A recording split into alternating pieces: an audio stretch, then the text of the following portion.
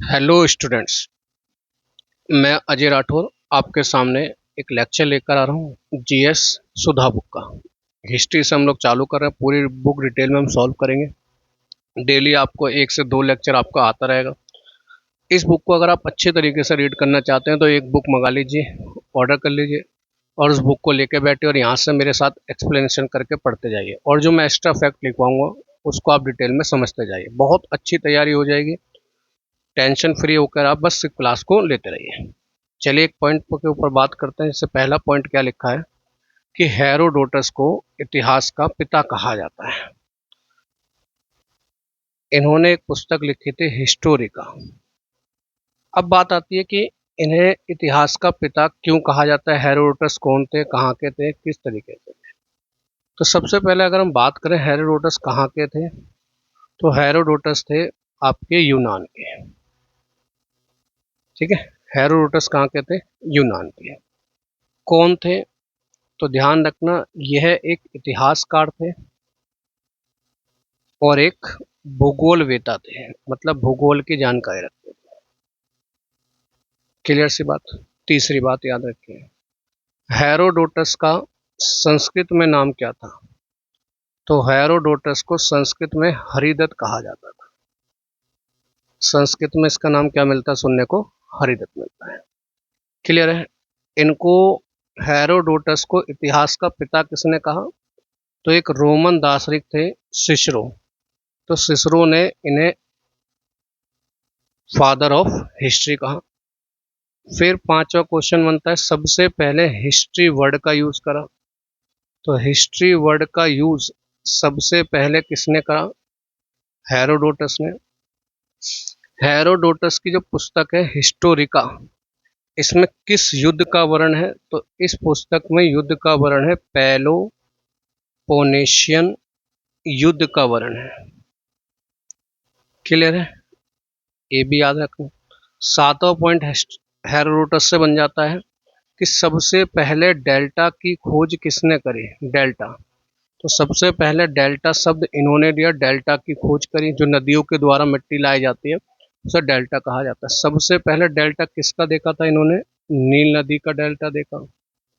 नील नदी, नील नदी कहाँ पर है आपकी, मिस्र में। ठीक है, तो ये चीज का ध्यान रखना। तो ये आपका हेरोडोटस से आपका फैक्ट आपके मैंने पढ़ा दिए जो आपको पता होने चाहिए। आगे अगर हम बात करें कि इतिहास को जानने के हमारे पास सोर्सेस कैसे होते हैं, तो इतिहास को जानने के हमारे पास दो तरह के सोर्सेस होते हैं। ठीक है, इतिहास को जानने के हमारे पास दो तरह के सोर्सेस होते हैं। एक आपका पुरातात्विक सूत्र और एक आपका साहित्यिक सूत्र। अब बात आएगी सर पुरातात्विक सूत्र क्या होते हैं, हमें तो पता नहीं, तो उसकी टेंशन मत लीजिए, हम बैठे हैं आपको कराने के लिए। तो पुरातात्विक सूत्र क्या होते हैं, यहाँ पर देखिए।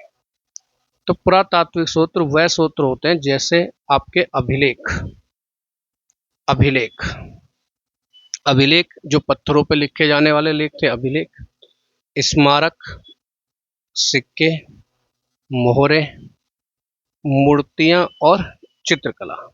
इनसे हमें पुरातात्विक सूत्रों के बारे में पता चलता है कि क्या क्या पहले इतिहास में चीजें हमारी रही। ये सारी चीजें हमारे पुरातात्विक सूत्र कहलाती हैं। क्लियर सी बात, कोई दिक्कत नहीं होगी। फिर हमारे दूसरे तरह के सूत्र कौन से होते हैं, जिन्हें हम कहते हैं साहित्यिक सूत्र। तो साहित्यिक सूत्र की अगर हम बात करें, ये भी आपके बहुत तरह के होते हैं। मेन आपके जो माने जाते हैं ये दो तरीके के माने जाते हैं। पहला भारतीय साहित्य, दूसरा विदेशी साहित्य। तो जो भारतीय साहित्य होता है इसको हम तीन भागों में बांटकर पढ़ते हैं, धार्मिक साहित्य, लौकिक साहित्य और संगम साहित्य। जो धार्मिक साहित्य होता है इसको भी हम तीन भागों में बांटते हैं, ब्राह्मण साहित्य, बौद्ध साहित्य और जैन साहित्य। क्लियर। ब्राह्मण साहित्य को अगर हम और डिटेल में पढ़ें तो ब्राह्मण साहित्य क्या होते हैं, जैसे वेद। वेद हमारे चार थे, ऋग्वेद, यजुर्वेद, सामवेद और आपका अर्थवेद। ब्राह्मण ग्रंथों की बात करें तो ब्राह्मण ग्रंथ ऐत्रेय, कौशिकी, शतपथ ब्राह्मण, तैत्तिरीय ब्राह्मण, पंचविश, षष्टविष्ट और गोपद। आर्णक ग्रंथ वो ग्रंथ होते थे जंगल में लिखे जाते थे, जैसे ऐत्रेय, कौशिकी, बृहदारण्यक, तैत्तिरीय, मैत्रेयणी आदि। इनको याद नहीं करना, ये भी आपको सिर्फ समझना है। याद करने का जब मैं कहूंगा कि कौन कौन सी चीज याद करनी, तो वहां पे याद करना। उपनिषद, इस उपनिषद, कडोप उपनिषद, श्वेतांबर उपनिषद, आदि उपनिषद। वेदांग आपके 6 होते हैं: शिक्षा, कल्प, व्याकरण, निरुक्त, छंद और आपके ज्योतिष। वेदों के उपवेद होते हैं: आयुर्वेद, धनुर्वेद, गंधर्ववेद, शिल्पवेद। 6 हमारे दर्शन होते हैं: सांख्य दर्शन, योग दर्शन, न्याय दर्शन, वैशेषिक दर्शन, मीमांसा, पूर्व मीमांसा। इन सबको हम डिटेल में पढ़ेंगे। महाकाव्य 2 हैं: महाभारत, रामायण आदि। पुराण 18 होते हैं: मत्स्य पुराण, विष्णु पुराण, शिव पुराण, भागवत पुराण आदि। स्मृति में हमारी मनु स्मृति, नारद स्मृति, एकलव्य स्मृति। तो ये सारे हमारे कैसे साहित्य हैं? आपके ब्राह्मण साहित्य हैं। इसके अलावा ब्राह्मण साहित्य के अलावा अगर हम बात करें, और बौद्ध साहित्य होते हैं, जिसे हम सुत्त पिटक, विनय पिटक, अभिधम पिटक, बुद्ध चरित, मिलिंद पनो, दिव्यादवन। तो ये सभी हमारे बौद्ध साहित्य हैं।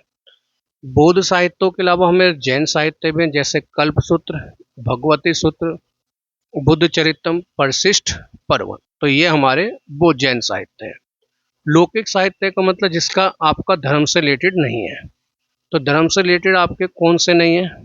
तो अगर हम बात करें तो धर्म से रिलेटेड आपके कौन से नहीं है, तो आपके जैसे पाणिनि ने अपनी पुस्तक लिखी अष्टाध्यायी, चाणक्य, कौटिल्य ने लिखी अर्थशास्त्र, कलहड़ ने लिखी राजतरंगिणी, विशाख दत्त ने लिखी मुद्रा राक्षस, कालिदास की पुस्तकें बहुत पूछी जाती हैं: अभिज्ञान शकुंतलम, मालविकाग्निमित्र, रघुवंशम, मेघदूत। बाणभट्ट ने पुस्तक लिखी हर्षचरित, कादम्बरी। ये सारी पुस्तकें हैं। संगम साहित्य से भी पता चलती है। और इसके अलावा हमें जो विदेशी लेखक, तो विदेशी लेखक जो हमारे पास आए, वो हमारे पास यूनानी और रोम लेखकों की जानकारी मिलती है, चीनी लेखकों की मिलती है, अरब के लेखकों की मिलती है। तो जो यूनानी लेखक थे, जैसे मैंने अभी आपको बताया हेरोडोटस कहाँ का निवासी था? यूनान का। तो यूनानी लेखकों में हेरोडोटस, टोलेमी, निरियाकस, मेगस्थनीस, एरिस्टोबुलस। चीन के कौन थे? फैयान, हुएनसोंग, इत्सिंग। अरब के थे अल मसूदी, अल मुनैन और इब्न बतूता। इब्न बतूता बहुत बार नाम आपने सुना होगा। तो इस चीज को हम एक एक चीज को हम डिटेल से अब हम पढ़ेंगे। तो सबसे पहले हम लोग जा रहे हैं अभिलेखों के ऊपर पढ़ने के लिए। तो देखो, अभिलेखों की अगर हम बात करें तो सबसे प्राचीन जो अभिलेख हमारे सामने मिलता है, तो सबसे प्राचीन अभिलेख मिलता है मध्य एशिया का बोगजकोई अभिलेख। मध्य एशिया का बोगजकोई अभिलेख। क्लियर? इन अभिलेखों पे 4 तरह के देवताओं का वर्णन है। ठीक है? कौन कौन से देवता? इंद्र, वरुण, मित्र और नासत्य। इंद्र, मित्र, वरुण और नासत्य। अगर कोई पूछे आपसे अभिलेख कितने साल पुराने थे, तो ये बोगजकोई अभिलेख जो है ये आपका 1400 साल पुराना था। कितने साल पुराना? 1400 ईसा पूर्व। 1400 ईसा पूर्व का था। क्लियर? फिर देखो आगे अगर हम बात करें यहाँ पर कि अशोक के अभिलेखों को सबसे पहले किसने पढ़ा, तो अशोक के अभिलेखों को 1837 में जेम्स प्रिंसेप ने सबसे पहले पढ़ा। अब अशोक से क्या क्वेश्चन आते हैं? तो अशोक से क्वेश्चन आते हैं कि सबसे पहले भारत में अभिलेख लिखने किसके चालू हुए। तो अशोक से क्या क्या क्वेश्चन आते हैं? पहला क्वेश्चन आता है अशोक के अभिलेख सबसे प्राचीन अभिलेख थे। भारत में पाए जाने वाले सबसे प्राचीन अभिलेख किसके थे? अशोक के। अशोक के अन्य अभिलेख कौन से आते हैं, उनके नाम क्या थे? तो फेमस है मास्की, मास्की, गुजरा, निट्ठुर, निट्ठुर और उदगोलम। ये आपके अशोक के अभिलेख थे। ठीक है भाई। तो अशोक के अभिलेखों की अगर हम भाषा की बात करें, तो अशोक के अभिलेख 2 भाषा में लिखे जाते थे, एक तो ब्राह्मी लिपि और एक आपके खरोष्टी लिपि में मिलते थे, ज्यादातर ब्राह्मी लिपि में। फिर क्वेश्चन आता है, अशोक ने अभिलेख लिखने की प्रेरणा किससे ली? तो अशोक ने अभिलेख लिखने की प्रेरणा ईरान के राजा दारा से ली थी। ठीक है। क्वेश्चन आ जाता है, अभिलेखों के माध्यम से प्रजा को संबोधित। तो प्रजा को संबोधित करता था ये अभिलेखों के माध्यम से। तो अशोक से अभिलेख से रिलेटेड ये क्वेश्चन आपके पूछे जाते हैं। क्लियर सी बात। फिर हमारे पास कुछ इंपॉर्टेंट अभिलेख हमारे पेपर में आते हैं। तो कौन कौन से अभिलेख आते हैं? तो देखिए, हाथी गुम्फा अभिलेख जो आपका उड़ीसा में था, ये कलिंग नरेश खारवेल का था। जूनागढ़ अभिलेख जिसे गिरनार अभिलेख कहा जाता है, ये गुजरात का है, ये रुद्रदामन का था। और इसमें ही पता चलता है रुद्रदामन तथा गिरनार की सुंदर झील का वर्णन। तो रुद्रदामन ने इस अभिलेख में वर्णन कर रखा है किसका? झील का, कि इसने झील का निर्माण सुदर्शन काम इसमें करवाया था। आगे अगर हम बात करें, फिर नासिक अभिलेख, जो नासिक अभिलेख महाराष्ट्र में है, इसका संबंध किससे है? गौतमी पुत्र सातकर्णी से। प्रयाग स्तंभलेख जो उत्तर प्रदेश में है, इसका संबंध किससे है? समुद्रगुप्त से।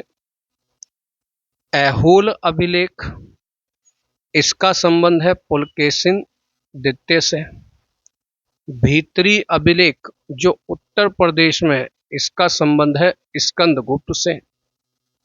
मंदसौर अभिलेख ये मध्य प्रदेश का है, इसका संबंध है मालवा नरेश यशोवर्धन से। ठीक है। आगे बात करते हैं। देखिए, नेक्स्ट के ऊपर अगर हम बात करें, नेक्स्ट देखिए, अगर हम आगे बात करें स्मारक और भवन, तो जो दूसरे पुरातात्विक शास्त्र हैं, ठीक है, उनके अगर हम बात करें तो किस तरीके से काम आते हैं आपके। देखिए, तो एक आता है देवगढ़ का, पेपर में पूछा जाता है दशा अवतार मंदिर कहाँ पर है?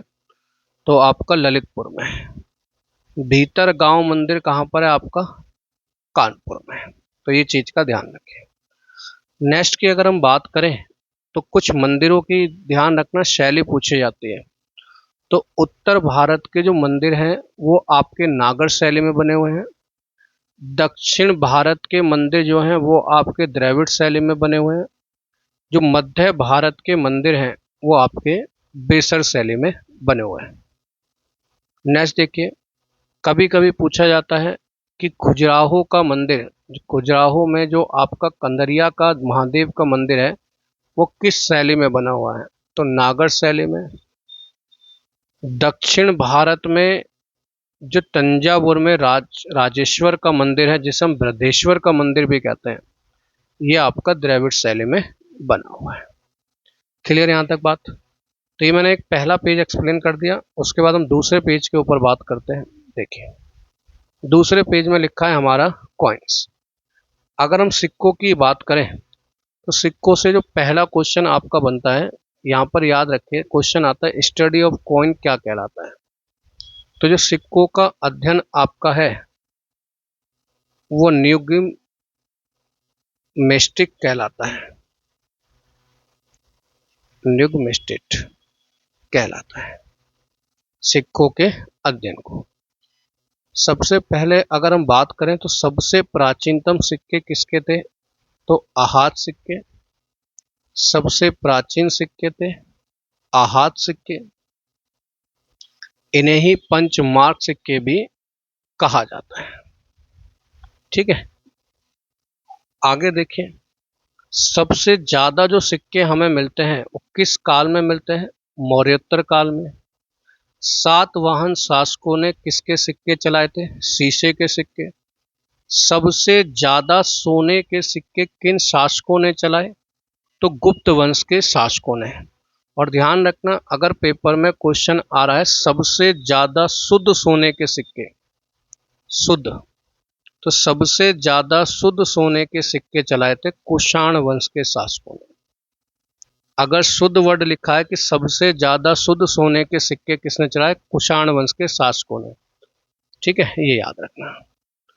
आगे अगर हम बात करें, सबसे पहले सिक्कों पे लिखने की कला किसने शुरू करी, तो यवन शासकों ने। यवन शासकों को ध्यान रखना, बोला जाता है हिंदू हिंदू यूनानी शासक।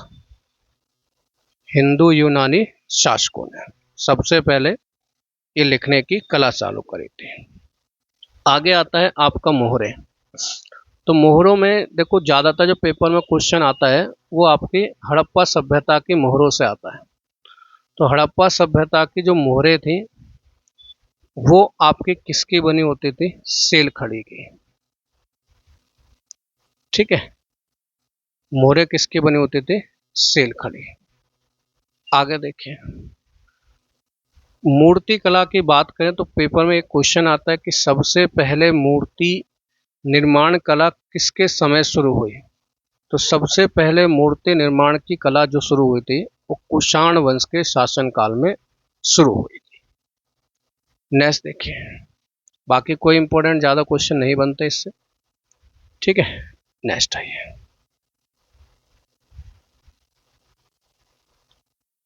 आगे अगर हम बात करें, फिर हमारे पास आते हैं धार्मिक साहित्य। तो धार्मिक साहित्य और लौकिक साहित्य में बात करें तो धार्मिक साहित्य में आपका सबसे पहला आता है ब्राह्मण साहित्य। अब ब्राह्मण साहित्य में जो हम पढ़ते हैं, सबसे पहले पढ़ते हैं वेद। तो वेद जो है संस्कृत भाषा के वेद शब्द से बना है, जिसका अर्थ होता है जानना या ज्ञान प्राप्त करना। वेदों की संख्या कितनी है आपकी, 4। ऋग्वेद, सामवेद, यजुर्वेद और अर्थवेद। अगर हम इन चारों वेदों को एक साथ मिलाकर बोलें तो चारों वेदों का सम्मिलित रूप क्या कहलाता है, संहिता कहलाता है। और वेदों को ही और दूसरा नाम क्या कहा जाता है, श्रुति। अगर हम पहले 3 वेदों को जोड़ दें तो इन्हें बोला जाता है वेदस्त्री। त्रि का मतलब होता है 3 वेद। तो ध्यान रखना, पेपर में क्वेश्चन आता है कि आपका वेदस्त्री में किस वेद को शामिल नहीं करते। तो ध्यान रखना, वेदस्त्री में आपका अर्थवेद को शामिल नहीं किया जाता। थोड़ा सा और अध्ययन करें अगर वेद की तरफ, तो ऋग्वेद के जो पुरोहित होते हैं उन्हें होता बोला जाता है। यजुर्वेद के पुरोहित को अधर्वी बोला जाता है। सामवेद के पुरोहित को उद्गात्री और अर्थवेद के पुरोहित को ब्रह्मा बोला जाता है। ऐसी प्रत्येक वेद का अपना उपवेद होता है, वो भी उसके ऊपर चर्चा करेंगे। तो सबसे पहले हम लोग वेद पढ़ने जा रहे हैं, अब आपका ऋग्वेद है। तो ऋग्वेद देखो सबसे प्राचीन और सबसे बड़ा वेद है। पहली बात, क्वेश्चन आता है ऐसा कौन सा वेद है जिसमें ऋचावध है, मतलब श्लोक है, तो आपका ऋग्वेद। ऋग्वेद की रचना तकरीबन कब की मानी जाती है, 2000 ईसा पूर्व, एनसीईआरटी के आंकड़े के अनुसार। फिर क्वेश्चन आता है ऋग्वेद में कितने मंडल हैं। तो ध्यान रखना, ऋग्वेद में आपके 10 मंडल, 1028 सूक्त, 10,580 मंत्र हैं। क्लियर। ऋग्वेद का जो पहला और अंतिम मंडल है ये सबसे बाद में जोड़ा गया। जब बाद में जोड़ा गया तो सबसे नवीनतम मंडल भी हो जाएगा और सबसे बड़े मंडल भी यही दोनों हैं। ठीक है। ऋग्वेद का सबसे छोटा मंडल कौन सा है, आपका दूसरा मंडल। ऋग्वेद में सबसे प्राचीन वेद जो मंडल माने जाते हैं दूसरे से लेकर 7वें मंडल तक माने जाते हैं। अब इसी में याद रखना कि जो आपका दूसरे से लेकर 7वें तक के मंडल को परिवार मंडल के नाम से भी जाना जाता है। अगला पॉइंट देखिए, क्वेश्चन आता है ऋग्वेद के तीसरे मंडल में किसका वर्ण है। तो ऋग्वेद के तीसरे मंडल में आपका गायत्री मंत्र दिया है, जिसकी रचना विश्वामित्र ने करी थी।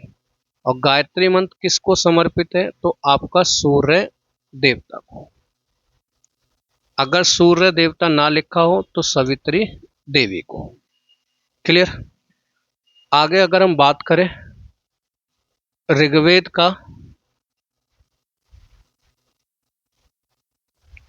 देखिए आगे अगर हम बात करें तो ऋग्वेद का जो 7वां मंडल है, ऋग्वेद का 7वां मंडल, इसमें आपका वरुण देवता के बारे में लिखा है। ऋग्वेद का जो 9वां मंडल है वो आपका सोम देवता के बारे में रखा है। और एक चीज और याद रखना, ऋग्वेद के जो 7वां मंडल है इसमें आपका 10 राग युद्ध का वर्ण है, 10 राग युद्ध का वर्ण है।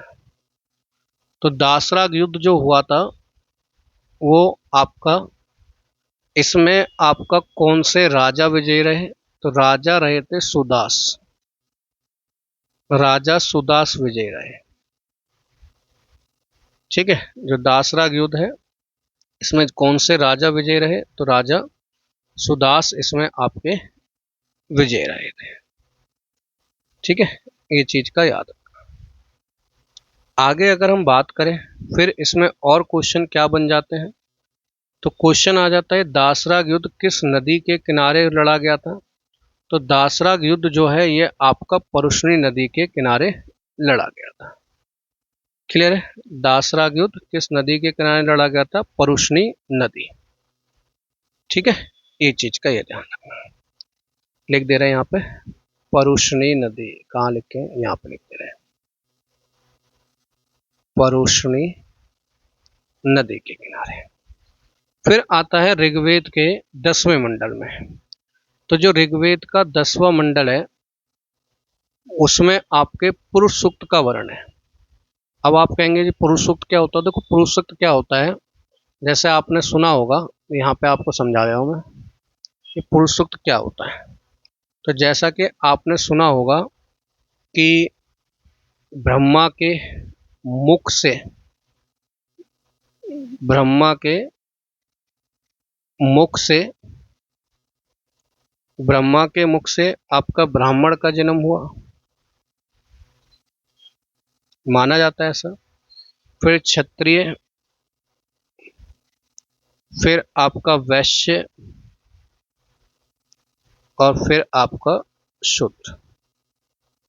ठीक है, जो क्षत्रिय का जन्म माना जाता है, कहा जाता है भुजा से, वैश्य का जांग से, और शूद्र का आपका पैर के नाखून से। तो ऐसा कहा जाता है।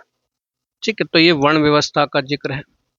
अगर क्वेश्चन आ जाए ऋग्वेद में ब्राह्मण शब्द का कितनी बार जिक्र है, तो ऋग्वेद में ब्राह्मण शब्द का जिक्र है 14 बार, और क्षत्रिय शब्द का जिक्र है आपका 9 बार, वैश्य शब्द का जिक्र है 1 बार, और शुद्ध शब्द का जिक्र है आपका 1 बार। तो ये चीज का ध्यान रखें। ऐसे ही ऋग्वेद के 10वें मंडल में आपका नदी सुक्ति का विवरण है, नदी सुक्ति। तो नदी सुक्ति में कितने तरह की नदियों का वर्णन है, 25 प्रकार की, 25 प्रकार नदियों का वर्णन है। तो उसमें जो मेन नदी है अगर हम बात करें तो पहली नदी आ जाती है शत्रुदी, जिसे बोला जाता है सतलज रिवर, सतलज। फिर दूसरे नंबर पे जो रिवर आती है वो आती है आपकी अस्कनी नदी, अस्कनी नदी। तो अस्कनी नदी जो है वो आपकी चिनाब नदी पर आती है, अस्कनी नदी। तीसरी आती है आपकी परुष्णी नदी। तो परुष्णी नदी जिस पर दासराग युद्ध हुआ, जिसे रावी नदी भी कहा जाता है। चौथी आपकी जो फेमस नदी आती है वो आती है वितिस्ता नदी, वितिस्ता, जिसे झेलम कहा जाता है। फिर आपकी 5वें नंबर पर आती है सदा नीरा नदी, जिसे हम गंडक कहते हैं। तो ये सभी के बारे में 10वें मंडल में आपका लिखा हुआ है। क्लियर, आ गया है। नेक्स्ट की अगर हम बात करें, स्तूप शब्द का सबसे पहले जिक्र ऋग्वेद में हुआ है। और आगे अगर हम बात करें जो इसके ब्राह्मण ग्रंथ हैं वो ऐत्रेय और कौशिक की, सॉरी, इसके उपनिषद ग्रंथ है। उपनिषद क्या होता है? जो गुरु के समीप बैठकर लिया जाने वाला ग्रंथ ज्ञान, उसे उपनिषद बोला जाता था। फिर इसके बाद अगला वेद आता है यजुर्वेद। तो यजुर्वेद में यजुर शब्द का अर्थ होता है यज्ञ, यज्ञ। और इसमें सारी चीजें किससे संबंधित हैं? कर्म कांड से। जो यजुर्वेद है इसमें सारी चीजें जो आपकी संबंधित हैं वो आपके किस से संबंधित हैं? तो सारी चीजें आपके कर्म कांड से संबंधित हैं। ठीक है, यज्ञ संबंधी, कर्म कांड संबंधी। और अगर हम बात करें तो जो एकमात्र ऐसा ग्रंथ, एकमात्र ऐसा वेद है जो आपका गद और पद दोनों में है, जो लिखा और गाया दोनों जाता है। इसके दो भाग हैं, एक शुल्क यजुर्वेद और एक आपका कृष्ण यजुर्वेद। ठीक है, आगे देखिए और इसमें किस प्रकार के वर्ण हैं। तो इसी में देखो आपका ये भी बताया गया है कि जो राजा है वो आपका 4 प्रकार के यज्ञ करवाता था। राजा के द्वारा 4 प्रकार के यज्ञ।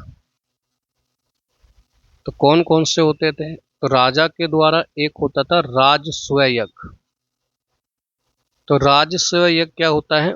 जो राज्य अभिषेक के समय किया जाता है। दूसरे नंबर पे आता है आपका अश्वमेध यज्ञ। तो अश्वमेध यज्ञ क्या होता है?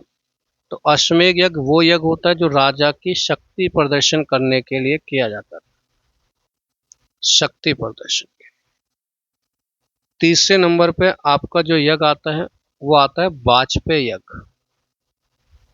वाजपेय यज्ञ, तो वाजपेय यज्ञ जो होता है वो बुद्धि बढ़ाने के लिए किया जाता है,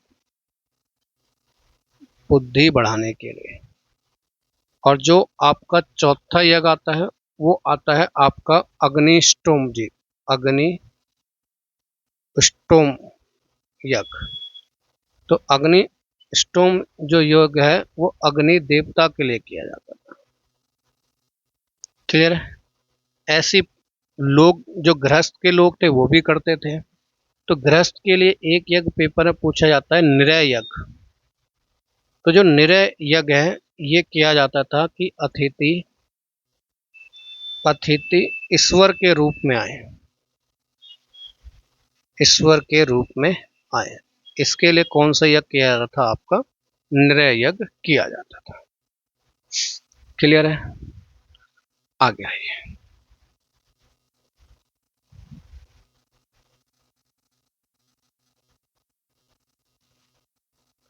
क्लियर? वैश्य शब्द का सबसे पहले यूज आपका किस में मिलता है? वाजसनेय संहिता।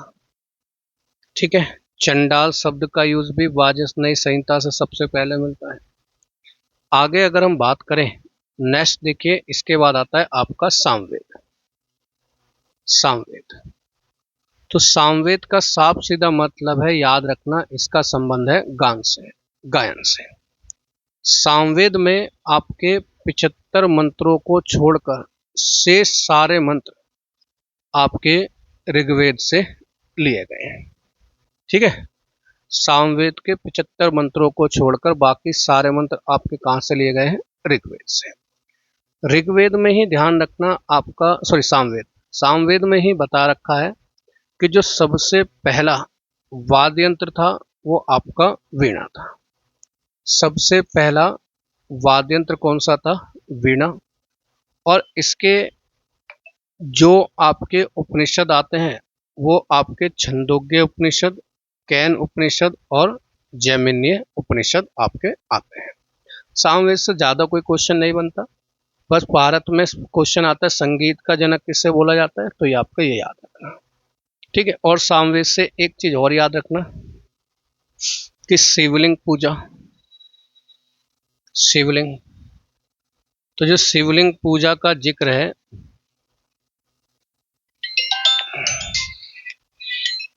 अगर हम बात करें, शिवलिंग पूजा का जो जिक्र है आपका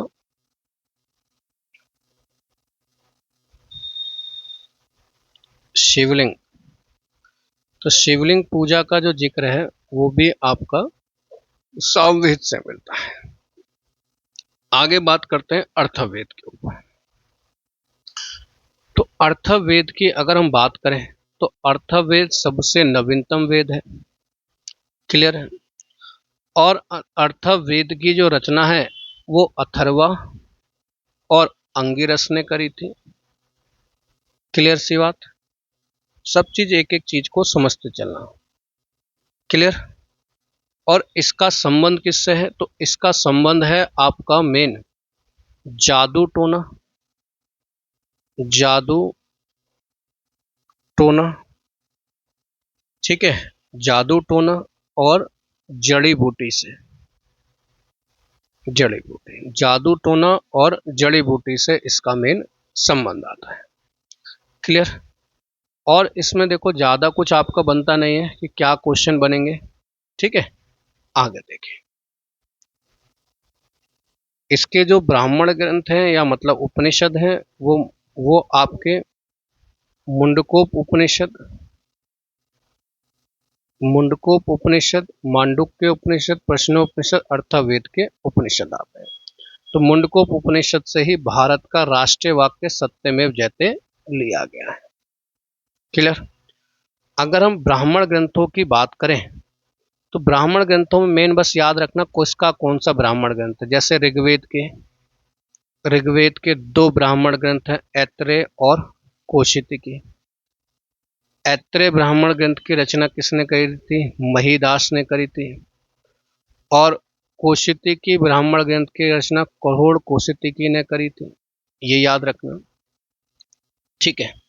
नेक्स्ट देखिए, ऋग्वेद के पश्चात शतपथ ब्राह्मण ग्रंथ, ऋग्वेद के पश्चात शतपथ ब्राह्मण ग्रंथ वैदिक साहित्य का सबसे बड़ा ब्राह्मण ग्रंथ है। ठीक है, मैं एक एक चीज आपको जो पेपर में आता है वो बता रहा हूं। स्त्रियों को अर्धांगिनी किस ब्राह्मण ग्रंथ में कहा गया? शतपथ ब्राह्मण ग्रंथ में। मृत्यु की चर्चा सर्वप्रथम किस में है? आपके ब्राह्मण ग्रंथ में मिलती है। पूर्ण जन्म का उल्लेख भी हमें किस ग्रंथ में मिलता है? ब्राह्मण ग्रंथ में मिलता है। नेक्स्ट देखिए, आपका पढ़ने को देखो बहुत कुछ है, मगर इतना मत पढ़िए जो पेपर में भी आप ना पढ़ पाए। तो ध्यान रखना, देखो अगर हम बात करें ब्राह्मण ग्रंथों में, जो गोपद ब्राह्मण ग्रंथ है इसकी रचना सबसे लास्ट में हुई है, जो कि अर्थवेद से संबंधित है और एकमात्र ब्राह्मण ग्रंथ है। ठीक है, अर्थवेद का एकमात्र ब्राह्मण ग्रंथ कौन सा है? आपका गोपद। ठीक है, अभी यहाँ पर ब्राह्मण ग्रंथ लिखे हैं, जैसे ऋग्वेद का ब्राह्मण ग्रंथ क्या है? ऐत्रेय और कौशिकी। यजुर्वेद का शतपथ और तैत्तिरीय, सामवेद का पंचविश और षष्ठविश, अर्थवेद का आपका गोपद। फिर होता है आर्यन ग्रंथ किन्हें कहा जाता है? तो ध्यान रखना, आर्यन ग्रंथ वह ग्रंथ होते हैं जिनकी रचना आपकी जंगलों में हुई है। क्लियर। और इनकी वर्तमान में संख्या कितनी है आपकी? 7। ऋग्वेद के 2 हैं, ऐत्रेय कौशिकी, यजुर्वेद के 3 हैं, ठीक है, सामवेद के आपके 2 हैं। ध्यान रखना, अर्थवेद का कोई भी आर्य ग्रंथ नहीं है। क्लियर। तो यहां तक मैंने आपकी फर्स्ट क्लास यहीं पर खत्म कर रहा हूं। कल इससे आगे पढ़ेंगे उपनिषद, जिसमें आगे हम लोग कंटिन्यू करेंगे। अगर आपको वीडियो पसंद आती है तो वीडियो को लाइक, शेयर और कमेंट जरूर करिए, जिससे हमें पता चलता है कि हमारा काम सही चल रहा है। दूसरा, अगर आपको इसके नोट्स चाहिए पीडीएफ में जो हम पढ़ा रहे हैं, तो आप इस नंबर पे आप कांटेक्ट कर सकते हैं। मैं आपको जो पढ़ा रहा हूँ उसी के पीडीएफ में आपको सेंड कर दूंगा।